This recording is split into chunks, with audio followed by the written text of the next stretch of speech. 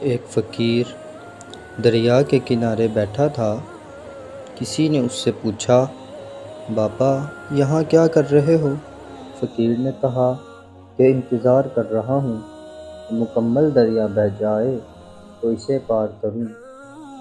تو اس شخص نے کہا کہ بابا کیسی بات کرتے ہو، مکمل دریا بہنے کے انتظار میں تو تم کبھی دریا پار ہی نہیں کر پاؤ گے۔ فقیر نے کہا کہ یہی بات تو میں تم لوگوں کو سمجھانا چاہتا ہوں کہ تم لوگ جو یہ ہمیشہ کہتے رہتے ہو کہ ایک بار گھر کی ذمہ داریاں ختم ہو جائیں تو پھر نماز پڑھوں گا، روزے رکھوں گا، حج کروں گا، جیسے دریا کا پانی کبھی ختم نہیں ہوگا، ہمیں اس پانی سے ہی پار جانے کا راستہ بنانا ہے۔